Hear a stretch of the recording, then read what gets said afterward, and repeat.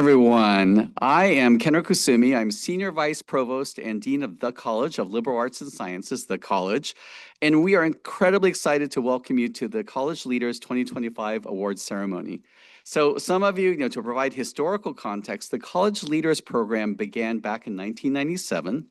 And out of more than 130,000 alumni from the college, only 89 have been honored with this award.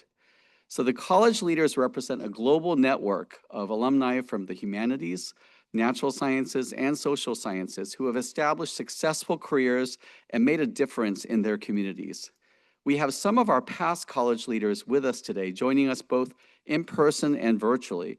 And I would like to invite those who are here with us to please stand so that we can recognize you.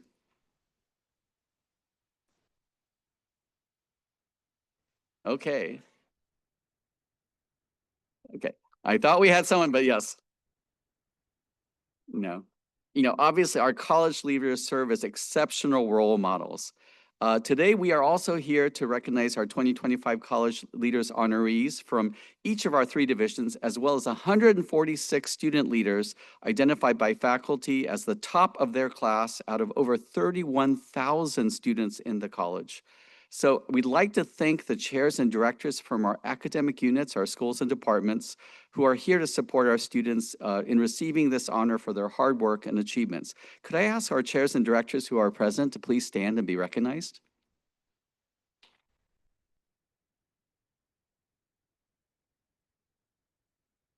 Thank you.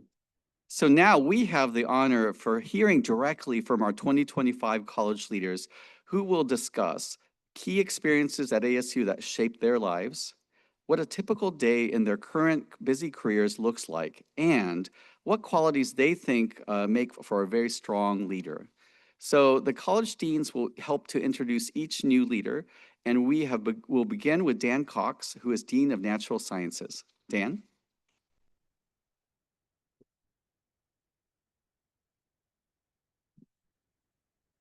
Thank you, Kenro.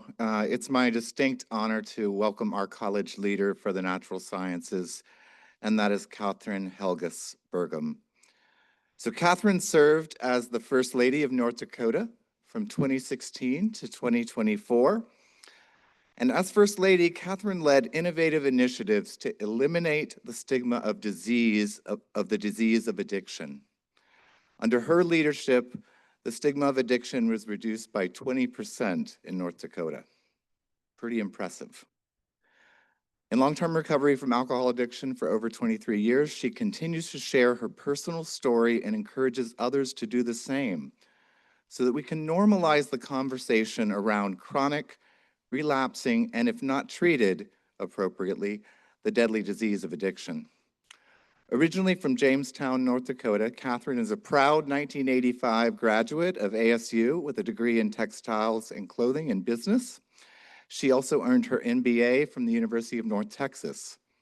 Her over 25-year career in human resources and marketing spanned many industries, including retail, biotechnology, software, manufacturing, agriculture, finance, and real estate. Over her life, Kathryn has donated her time and leadership to many charitable endeavors, including at-risk women and children, animal welfare, visionary artists and the arts, and the mentorship of young women. Please welcome Kathryn Burgum.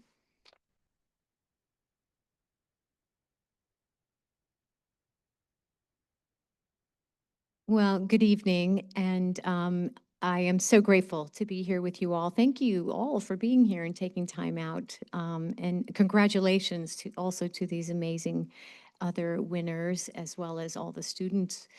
I am kind of in awe that I'm actually a winner of this, but I owe it all, or a big part of it, to Arizona State, because Arizona State really helped shape who I am today. This university challenged me, helped me be more curious and helped me understand that there's a big world out there and a lot of possibilities. So when I arrived at Arizona State in 1981, I was a girl from a small town in North Dakota. And I was on campus and I was like, wow, it's beautiful. It's palm trees, it's sun, it's desert. And everybody on campus looks like they just walked out of an MTV video because that actually came out when I was in college here. It was also the era of big hair, and everybody had a Walkman clipped to their, shorts. It was also Jane Fonda step aerobics, which I was religiously participated in because I wanted to look like Jane Fonda. And even though she was, I don't know, 60 years older than I was at the time, but she looked great. She still does. And anyway, leg warmers are definitely a big part of the experience of going to those classes.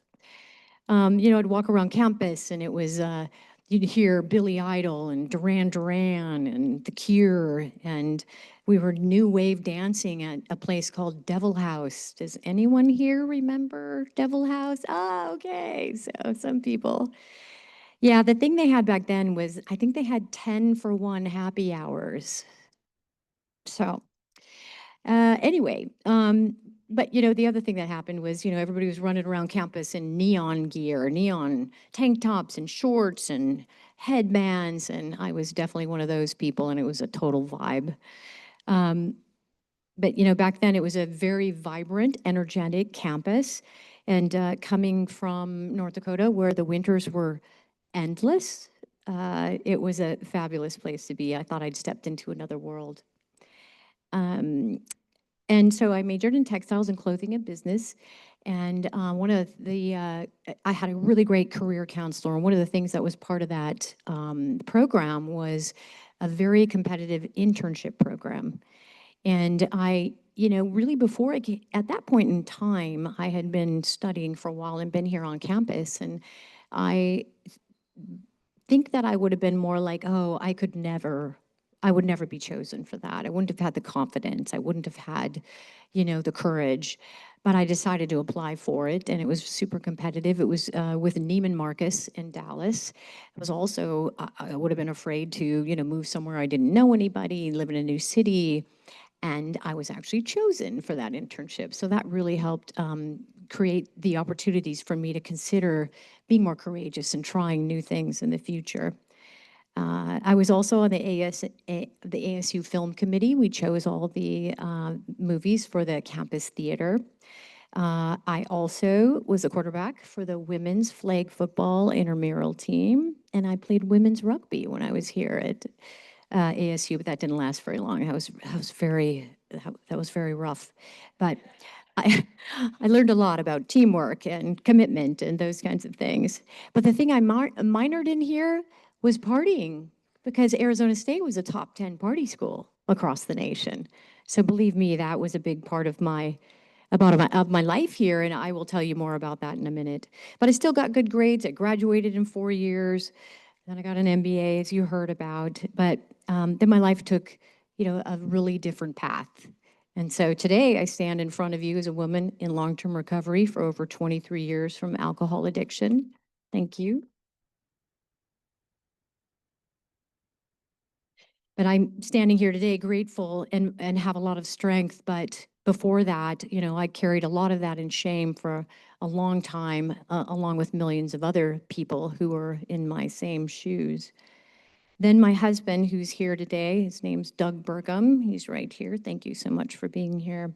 He came home one day and said, I want to run for governor of North Dakota. And I was kind of freaked out about that because I'm like, we have a great life, but I realized it was, really important. He would be a great leader for our state. But then I decided to share my story. So my path took a very, I struggled with addiction for 20 years after college. I started drinking when I was in high school. I was a blackout drinker. That's why I majored in partying at Arizona State. And that took me down a very challenging path for the next 20 years. But I had been in recovery for 15 years when my husband ran for governor, and I decided to talk about my story and my journey, and I had the courage to do it because I thought if I could help one person, it would be worth it. If I could help give people hope for recovery, it would be worth it. And we did this amazing event every year, my husband and I, called Recovery Reinvented. It was all about eliminating the shame of stigma. So it was an 8-hour conference, one day every year. And that's how we got this grassroots movement of people focused on talking about eliminating the shame of stigma. Because the easiest, fastest way to do it is to just talk about it. So that was an incredible journey. And so today what I do is I try to stay involved in the national conversations around prevention and treatment and recovery and add whatever kind of value I can to that. It's my passion. It's my goal to help people who struggle, people, families, and communities. But you know, all of this, all the work I'm doing now, you know, if I had the experiences at ASU, you know, it was a crazy partying drinker. And that's why part of the reason I can't believe I'm actually on stage in front of you today. But I owe a lot to ASU because, you know, it helped me find the courage. It helped shaped me. It helped me learn about reinvention and possibilities and perspective. And for the students that are in this room, you know, I just want to say, you don't have to have a perfect plan. Be surprised every once in a while and don't plan. And your story really matters. And never forget that the courage you have may someday change somebody else's life. And this is a really important day for me, and receiving this award will be one of the most incredible honors that I will never forget. So thank you very much.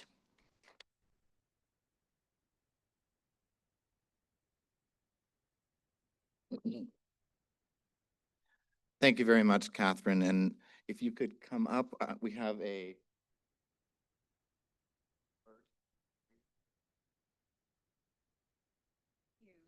they would like a picture of us.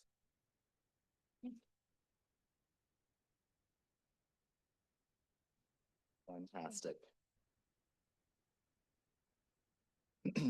So next, I would like to invite my colleague, Jeffrey Cohen, Dean of Humanities.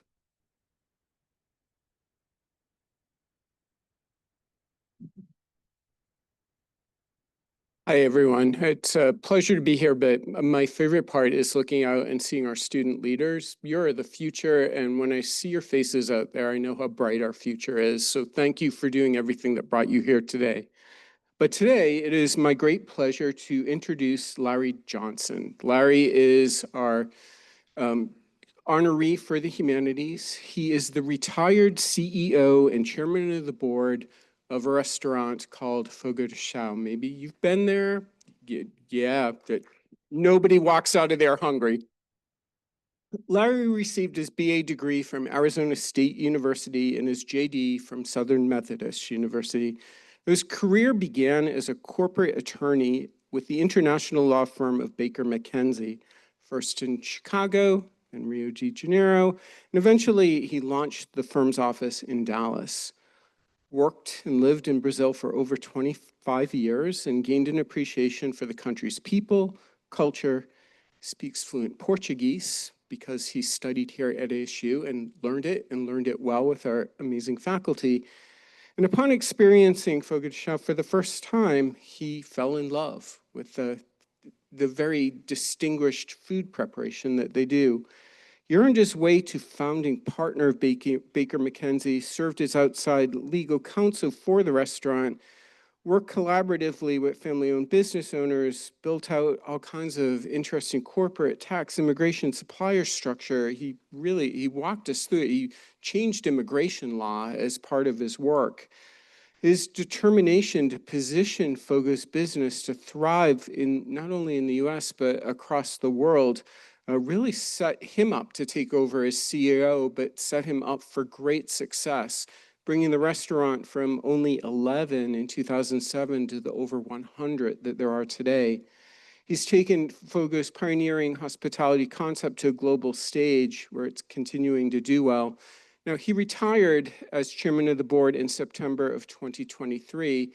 He enjoys his time traveling, spending time with his family, coming to visit ASU, regaling us with stories, meeting our students, inspiring our students. It's a great pleasure to welcome here tonight. So, Larry, over to you.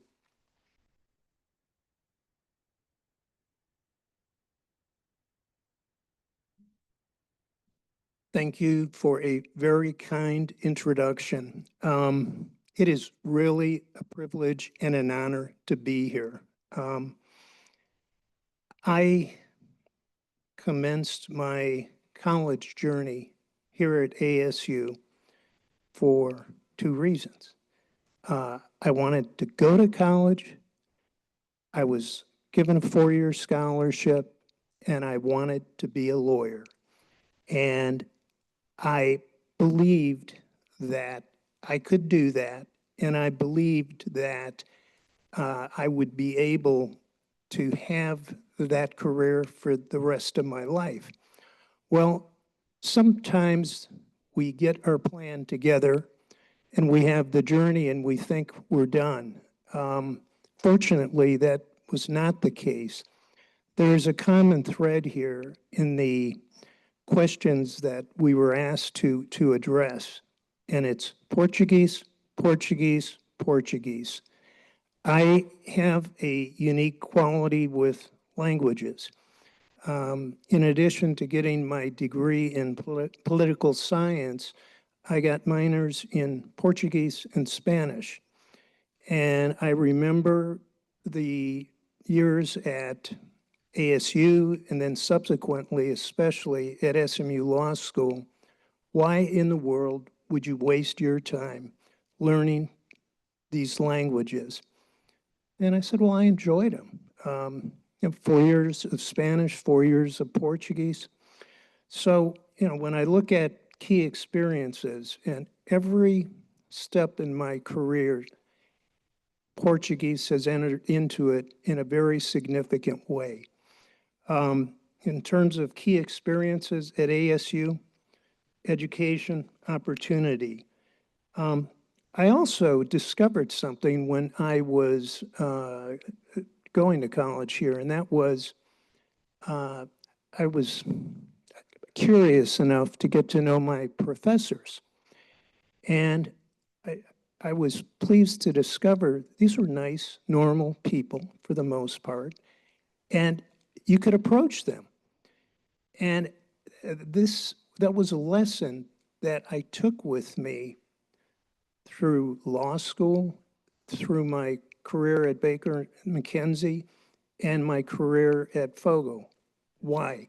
Because when I figured out, hey, just because they're the boss or has great power over you, that doesn't mean they're not approachable.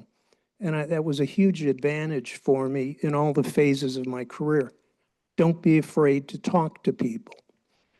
The other thing that I learned in the courses I took, particularly in political science, the research and writing that was required. And certainly as a lawyer, I used those skills. At law school, I used those skills. And as CEO and chairman of Fogo, I used that. So when I look at the next phase, slice of life, what's typical for me? I retired September of 2023 when we sold the company for the fifth time to Bain Capital for $1.1 billion. When I became CEO of Fogo in 2007 and I met with the analysts and the bankers in Wall Street, the first month after I took over, well, what's your vision? I said, well, I'm going to make this $1 billion market cap company. They laughed and they said, never going to happen. We'll see. The different phases, again, Portuguese, Portuguese, Portuguese. In law school, I had a chance encounter with one of the distinguished professors there, Dr. Beverly Carl, and she was needing a research assistant. And she practiced for many years in Brazil and Venezuela and wanted a research assistant who could do original research in Spanish and Portuguese. Fortunately, I was the only one in that class that could do it, and she was tough, and she had a reputation for really being tough. I worked for her for almost 2 years. And in my, at the end of my second year of law school, she called me in. And usually when you get called in by a law professor, that's not going to be a good session. She complimented me on my work. She said, "You really are good at this. What are you going to do with your career?" And I said, "Well, I would like to do something in the international arena, preferably in South America." She said, "Well, I've got plenty of former students out there. I'm going to get on the phone. You need to have an internship with a top law firm." The one that she favored was Baker and McKenzie, which is headquartered in Chicago. The challenge I had a challenge and I had a possibility. At that time, there was a huge investment boom of American companies going into Latin America, particularly Brazil and Venezuela. So I spent 2 months at Baker and McKenzie, competing against some very, very smart people from prestigious schools. And I was pointedly reminded, both in my interview and when I started, we usually only hire students from top 10 schools. And they let me know ASU was not in that list and SMU wasn't in that list. And I figured, game on, let's see what happens. At the end of the summer, I was given an offer to join the firm. I took it. I spent 4 years in Chicago in what was called the Latin American section. And they made sure you really were fluent.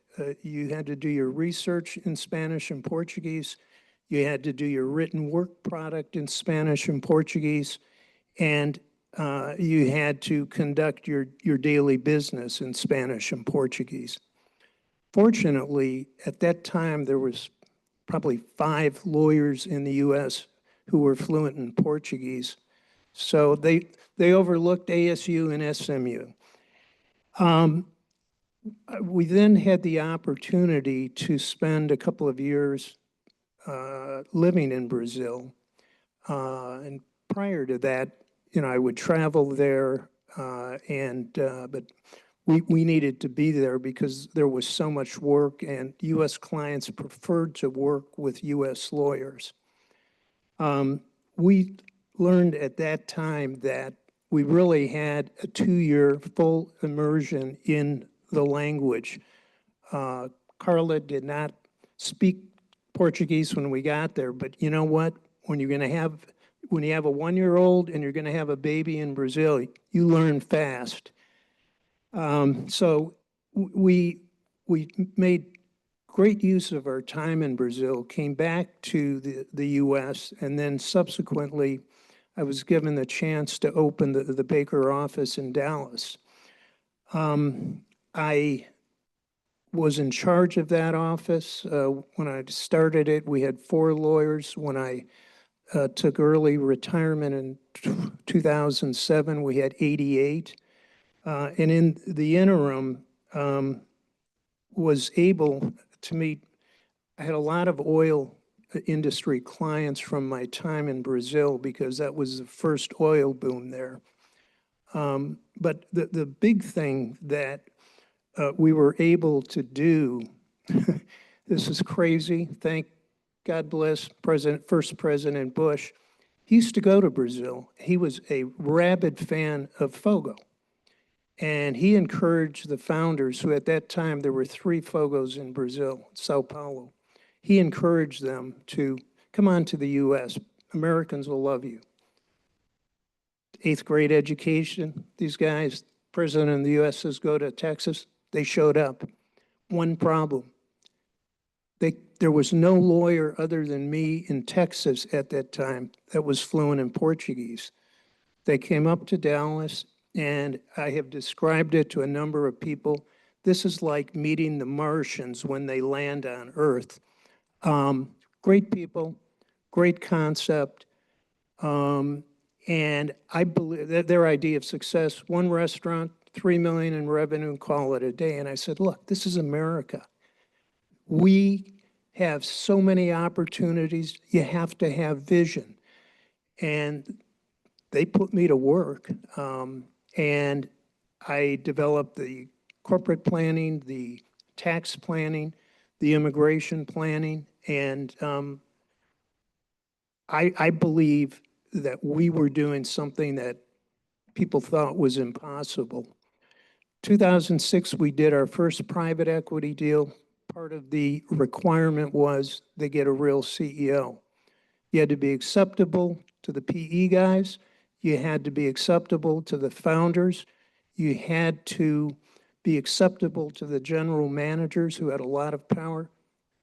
And you had to speak Portuguese. Not speak it, be fluent. I accepted that challenge. And that started us on a vision of we're going to build a global premier restaurant company. And it was challenging. It was a whole heck of a lot more enjoyable than being in a major law firm and dealing with the issues that come with that. It was a strange environment. The business language of the company was Portuguese. 80 to 90% of the managers were from Fogo in the south of Brazil. And they had a quirk, which was they didn't like educated people. Now, they accepted me because I spoke Portuguese, and I was instrumental in motivating them to build what was a unique enterprise. We were able to do that over time so that when I took retirement in 2023, we were on the path to 100 Fogos in the US and another 50 in the rest of the world. And that pace will continue, 12 to 15 restaurants a year in the US. Third topic I want to touch on is qualities needed to be a leader. This one was one I really, really was challenged on. I went from a system of the smartest, most educated people in the world. You live in a top-down environment. The senior partners are the ones that order. I went to an environment where these were street smart people, 8th grade to at best a high school education. They didn't trust educated people. What I had to do was implement a culture that we focused on be humble, be respectful, explain the vision, pay attention to the details. And we were able to implement that, and it's part of the heart and soul of the company today in our success. And we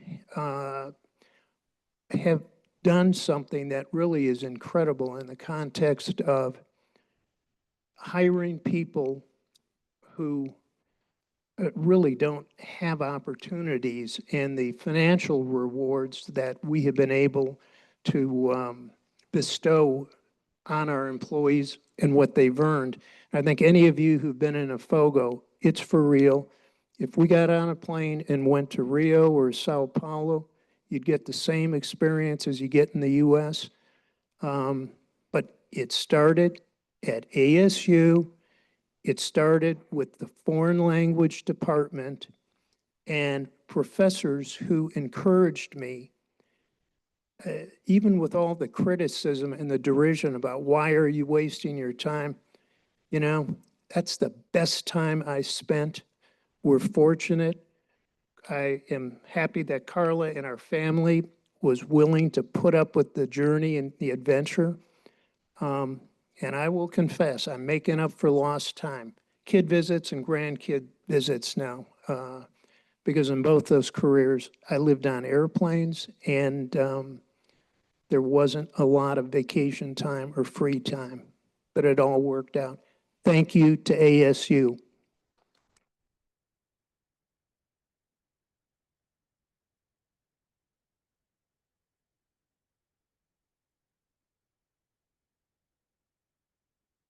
It is my pleasure.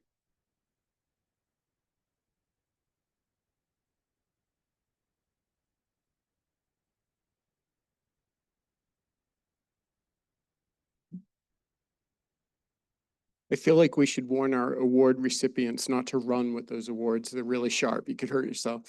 It is now my great pleasure to welcome my honored colleague, Dean Magda Hinojosa, who is the Dean of Social Sciences, to the podium.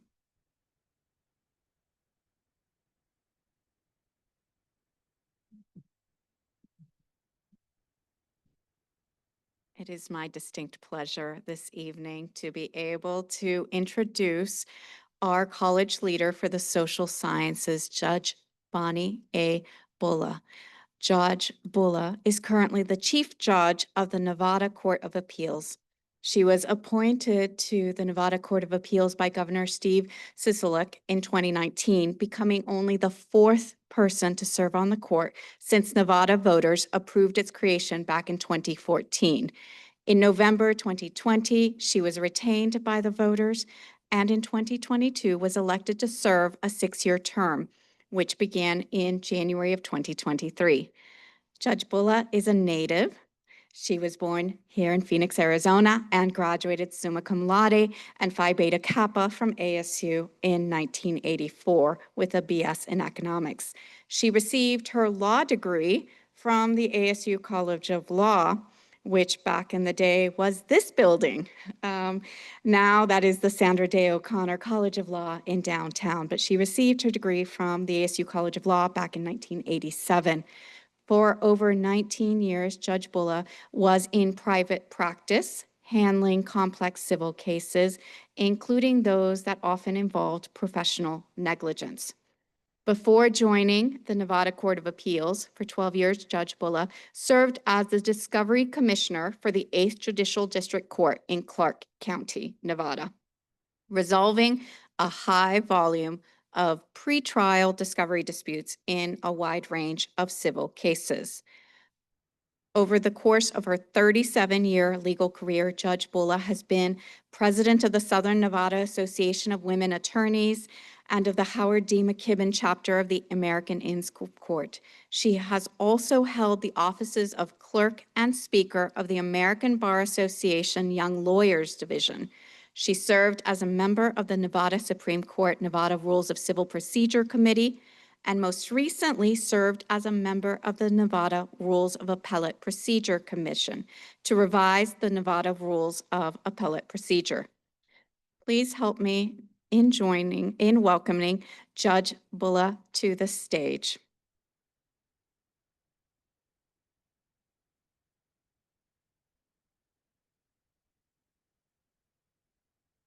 Good afternoon, everyone. I'm Bonnie Bulla, Chief Judge of the Nevada Court of Appeals. It's a privilege to be here today as one of the honorees of ASU's College of Liberal Arts and Sciences College Leaders Program and to receive this award. I extend my congratulations to my co-honorees who share this recognition with me today. Thank you to the Liberal Arts College and to Dean Kusumi for this award, and a special thanks to the Dean for his leadership in guiding the next generation of ASU liberal arts graduates. The ASU College experience connects my family. 4 out of 5 of my immediate family members are ASU graduates. Joining me today is my father, Robert, and my sister, Christy, both of whom have degrees from ASU. My mother, Carol, who passed a number of years ago, was also an ASU grad. My brother, John, who could not join us today, is an NAU grad, but he staunchly follows the Sun Devils. Let's not tell the NAU Lumberjacks. And importantly, with me today is my husband, Michael, who attended college and graduate school back east. He went to Penn, but we forgive him. I appreciate the opportunity to address you all. It is especially meaningful to me to be here at Armstrong Hall, which was the home of ASU College of Law when I attended law school many years ago. No, I'm not going to get more specific. As I take a few minutes to reflect on my experiences at ASU and share how they helped shape both my personal and professional life, I'm reminded of something former United States Supreme Court Justice Oliver Wendell Holmes Jr. said: "Greatness is not in where we stand, but in what direction we are moving." When I was growing up in the 60s and 70s in Tempe, I loved to read and write. I dreamed of becoming an author. I didn't have any inkling that nearly 50 years later, I would be the chief judge of the Nevada Court of Appeals. But I think my grandmother, Polly, might have. Polly was my dad's mother, who attended business school as a young woman in the 1930s. She had wanted to go to law school, but at that time, that opportunity was not available to her or to women in general. And so she became a legal secretary, married my grandfather, and went on to raise her family. I have fond memories of Grandma Polly helping me with my homework and making sure that my punctuation and grammar were correct. I admired her so much. I remember one day telling her that I wanted to be a legal secretary, just like her. She turned to me, shaking her head, no. At first, I was devastated by what I thought was her rejection of my idea. But then she whispered the words I remember vividly to this day: "Honey, you are going to be a lawyer." I graduated from ASU in 1984 and then from the ASU College of Law in 1987. I will always be grateful that my grandmother was able to see me graduate from law school. Actually, I believe in this very room. In addition to preparing me for law school, my liberal arts education in economics enabled me to understand two very important things. First, there is no such thing as a free lunch. So if something sounds too good to be true, it probably is. And second, there is an opportunity cost for every choice you make. So think carefully before you choose. Keeping these ideas in mind has served me well as a lawyer and a judge. Right after law school, although I had strong ties to Arizona and still do, the pioneering spirit of adventure compelled 24-year-old me to move to Las Vegas to begin my legal career. I have to credit former Associate Dean Richard Morgan of ASU's Law School for pointing me toward Nevada. And taking Dean Morgan's advice, I thought, well, I'll just get some good experience in Las Vegas, and then I'll come back home to Arizona. That was 38 years ago. I was licensed in Nevada in 1987 and spent the first 19 years of my life as a civil litigator, I should say my career, my life too, handling primarily professional negligence cases. In 2007, I became the Discovery Commissioner for the 8th Judicial District Court in Clark County. My job was to adjudicate both complex and pretrial discovery disputes. I resolved thousands of disputes between litigants about which evidence had to be turned over and which witnesses could be deposed. As you can imagine, the pretrial phase of any case is often contentious, and I spent many hours resolving disputes when tensions were high.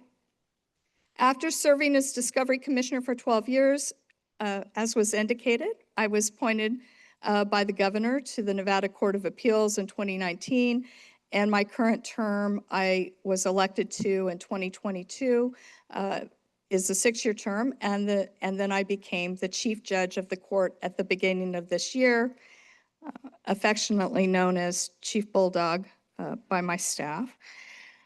Over the course of my legal career, I have been involved in professional organizations both nationally and locally. Early on, I was the clerk and speaker of the American Bar Association Young Lawyers Division.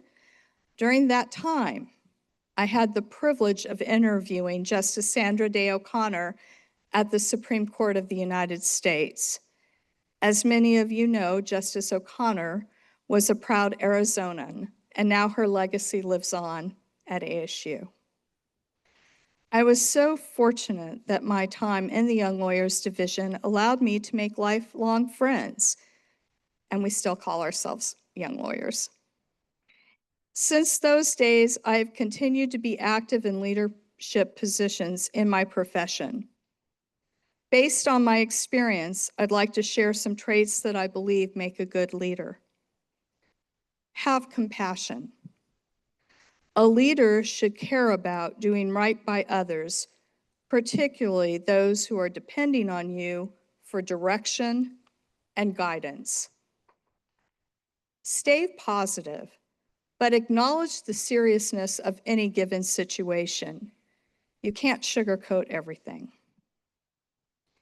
Don't count your enemies, count your friends.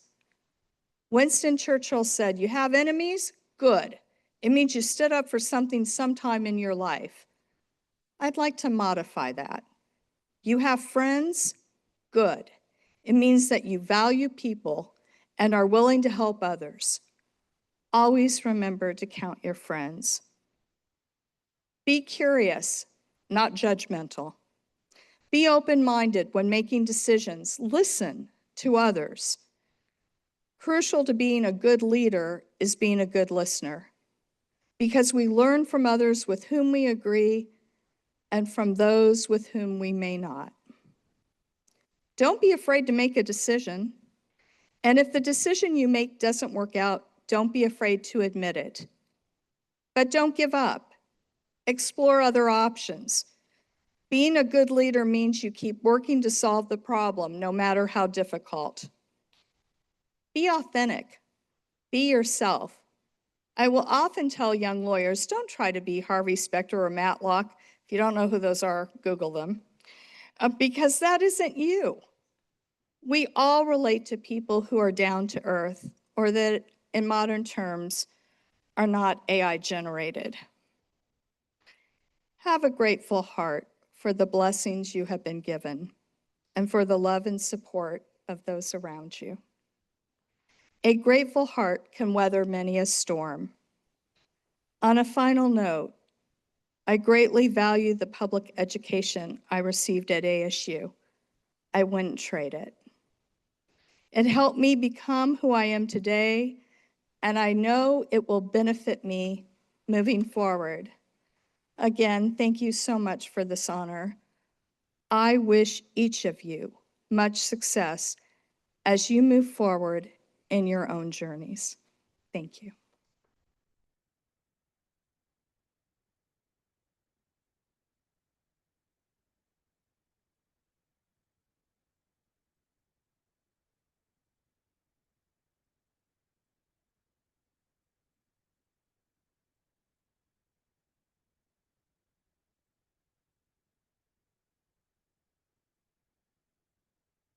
Wow. I think it's amazing to hear these stories of these leaders who are change makers, who are making a huge difference in their communities. So can we have another round of applause for just these three amazing individuals?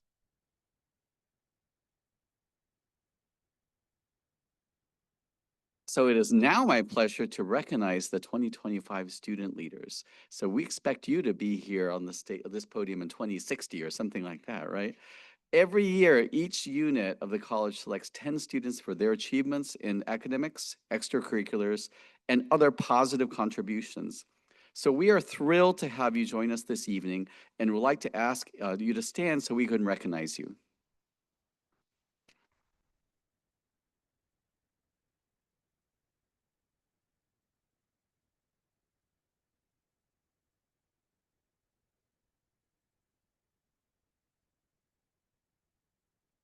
Thank you.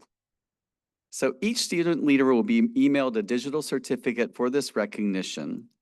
So in closing, we'd like to thank the deans, chairs, directors, supporters of ASU, alumni, and student leaders for attending this important celebration. I would also like to thank the college development team, communications, and events teams for organizing all the logistics for today's events. Now, please join us right outside this hall for a reception to celebrate our amazing leaders and students. This is a perfect occasion to ask questions of our amazing leaders, find out, and more about, extending beyond the stories they've told us. So thank you so much. We'll see you outside.